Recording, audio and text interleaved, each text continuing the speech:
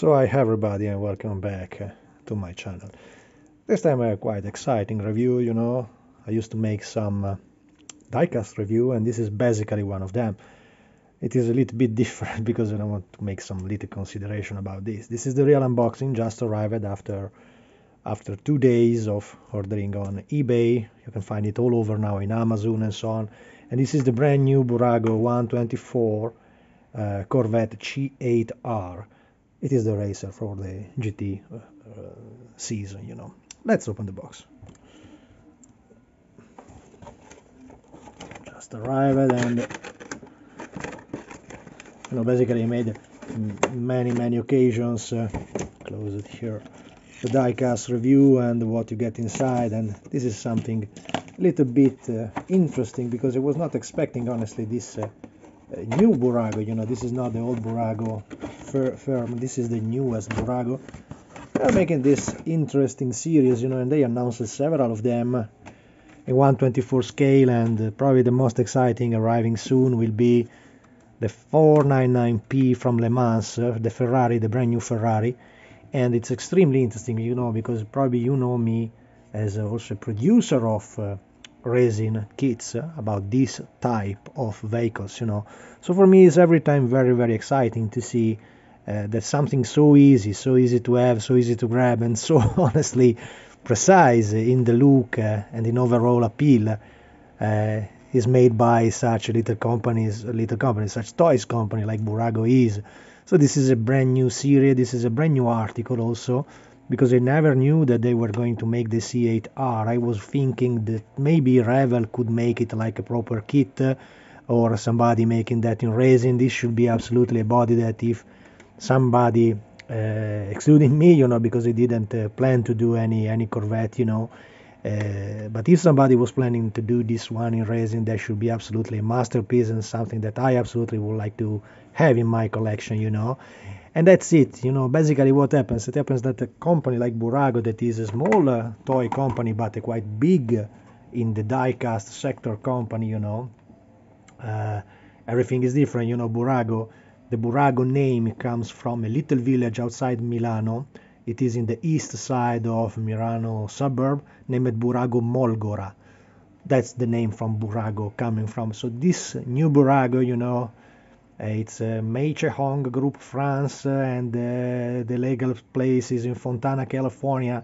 It's a little bit far away from Burago Molgora, I can give you a picture, Burago Molgora have the same dignity of the little small village, any little small village outside Milano. It's like something like if you may name something like I really don't know, guys, something really small outside the city. And it was famous back in time because in the 70s and in the 80s they had a little factory producing this incredible die-cast that made our childhood so happy, because they provide really every kind of model car that every kid wanted to love. And then the company went, I don't think bankrupt. It's simply they had to evolve and they had to close the company for the new standards of work and the different market, and probably they have been sold some years ago to this China's new brand, and they place, of course, the location in America and manufacturer in China, like nearly almost die-cast you can find online, as well as Welly die-cast or whatever, Altai and so on, all the series coming from the newspaper stores where I place the die-cast review. So this brand new item is very interesting because what do they do? Being a producer of quite massive items made in die-cast, they of course allow all the royalty from the group, that is the GM logo. Corvette belong to the GM. They have standard boxes, this is not a specific box saying it is a Corvette C8R. They just place the standard boxes, but they already paid all the royalty for GM, Lambo, Maserati and everything, Porsche and whatever. So they pay royalties so they can produce everything. When they pay royalties to the company, it's not only for legal issues, but it allows them to have the access to the real data that belong to the company making the racer, and usually the racer, as well as the C7R, and as well as my Callaway, they are not produced really by the Corvette company. They are produced by subsidiary parts, like I think it is the Pratt Miller, the American Pratt Miller making this company, as well as the Callaway is not made by Callaway in America, it's made by Callaway in Germany. It is a racing department just, so they just are related. So of course the royalty belong to the originally factory, but they are not, I mean, it's not the GM, it's not the GM making this car, it is a small company making just the racer based on the street version of the car, you know, and they don't have nearly nothing in common. I see the same with the NSX, and I absolutely know from inside of the company making them that there is absolutely nothing, neither one bolt in common with the ordinary car. I think probably some switch inside and really nothing, you know, part of the hub, so it's nothing compared to the real vehicle. But anyway, the royalty belong to the original factory, giving the name to the car, you know. And of course when you pay the royalty to them, you also have the access to the 3D data to make the model of it, you know. They do it because I follow something like this in a model that was related to Fiat Group, and I remember that when we paid the royalty to the Fiat Group, it was for a massive production. I don't remember back in time. I think it was for the 500 Abarth, something like that. And anyway, we asked for the access to the 3D original file from the factory, you know, and they asked us what we wanted to do with them, and then we explained that it was just about the model car and so on. It was just making a part of it for another company, you know. And I remember all the evolution of the story, and when they understand that it was just related to a toy, to something that was a collectible item, they absolutely give us the original file for the real vehicle. It means, translated in ordinary words for modelings, that this model is absolutely made with the original 3D CAD file from the company, and it means then the shape, the proportion, the basic body of all the model is absolutely precise. And they are very skilled, you know, when they do this kind of stuff. Of course, as you can see in my die-cast review, this is an item that you will pay $20, you know, $20, something that you can neither buy a wheel for $20 in this scale usually, you know. And of course we can talk about the quality of the details, the quality of the painting, the quality of the marking, whatever, but the basic shape, I mean, if you are looking for to have the shape in the collection, you know, maybe of course in the waiting of something nicer arriving, or like this is a new trend arriving for the next incoming years. A lot of companies are working now, a lot of accessory companies, I mean, are working now in the direction to use the basic body from the 3D, that like this one could be, and maybe to have the idea to strip it down, place different decals, and add the proper 3D details that are much more at the level of the modeling that we do. You know, in this model, for example, what I noted immediately is that, for example, the small air intakes around the wheels are closed, of course, while in the real car they are open. But this is not a big issue, you know. I mean, you have the body that is that one. I don't know why the camera now is fading. Hold on a little, wait a little then.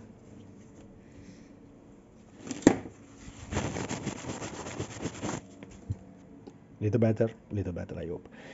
And I was saying, when you take a model like this, you basically have the same identical body like when you buy one of my racing body. The difference is, of course, that it's much more easy to work with it, you know. Instead, this is a die cast, so you should strip it down completely, the model, and try to see what you can save or not in this type of model, you know. Usually in these models you basically just save the basic parts, so I mean the wheels and the body. That is already 90% of what you need to do, you know. Of course, it should be painted in a better way. You see that the grain here for the silver painting is extremely big. Probably they use a kind of can for the real vehicle, so you can absolutely see the, I don't know how to explain, the little brushes in metal of the silver painting, though that is absolutely unrealistic in 124 scale, so it is not at the level of the stuff that we are using in our 124 collection models, you know.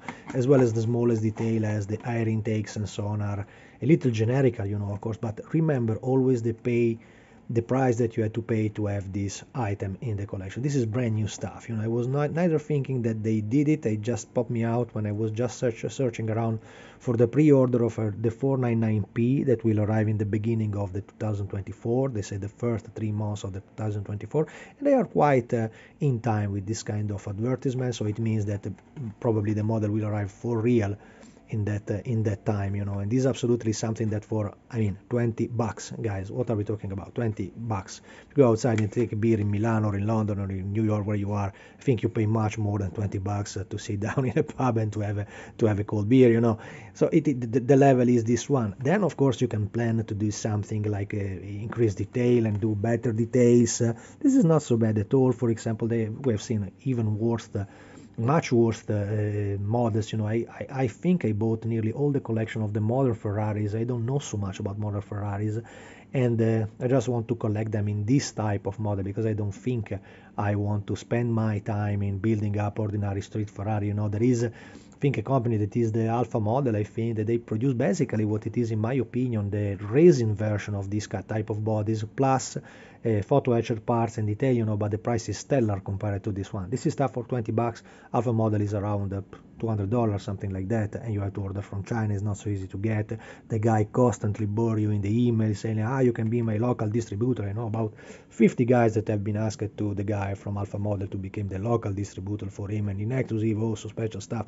Reality is that they basically provide the same identical bodies that you can find in die-cast, produced in metal die-cast, casted in resin, you know. And I don't know if it is worth it or not. Of course, the level of the finishing, if you are a decent model, can be much more higher than this.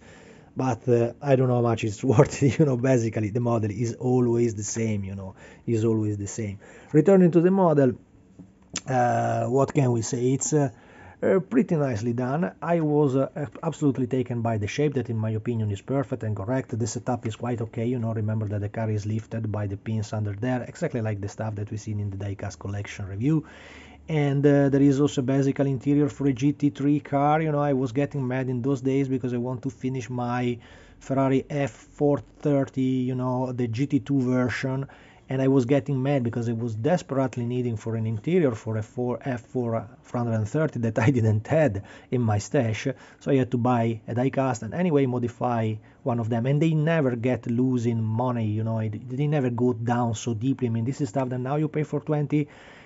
It will never happen that you pay this one for $2-3 when they are destroyed and so on. You know, it can only be that they will just increase the value and so on, because they are really well done, in my opinion. So the finest detail cannot be at the level of something more expensive, you know, but that is the devil is in the details, they used to say. So you know that some parts can be absolutely improved, but as I stated, this is absolutely a great base for a really nice upgrade of the model. And if somebody does, maybe this one I can take in the next day to go to the KMP guy that is planning to do something very interesting for the incoming die-cast series, you know, because it's the cheapest way to do. I mean, I am the first one selling quite expensive stuff, you know, when we take my bodies from Porsche, from Honda, from Corvette and so on, they are little prices, you know. The price of a racing body is never less than 60 euros, 70 euros, you know. The production is expensive of these items, and it's absolutely tricky because also you need to find a guy able to do it. It's not so easy. That's why you don't find so many producer around making this type of body. I do it when I have the inspiration to produce something in resin, but believe me, it's a bloodbath to produce such stuff. So I'm just so happy that so many guys around the world like to do my stuff, you know. Right here I am now, consider the dirty paper for cleaning paints and so on. I'm preparing one of my trucks, you know. This type of model you will probably never seen in a big scale like in 124. That is the Isa Gamma E, and is not absolutely famous like a brand new Corvette could be. Probably also less interesting for the mass of the guys out there just looking for a nice toy to give it to the kid, to play with the kids and so on. But this time really I think they are stepping on in the proportion and in the quality of the overall model. Once again, for 20 bucks I paid this stuff, brand new item, 20 bucks. So I think there is nothing more to say. Just grab it. I mean, if you don't like it, or in the future will arrive something perfectly done by Tamiya, by Raven and so on, I don't know. But if it will arrive, this you will keep it in the stash, and I mean for $20 is absolutely no problem at all to collect it. For me, it's a masterpiece. I mean, so happy for this stuff, you know, and is a must to have in a collection. Absolutely. Thanks for watching, guys. See you in the next.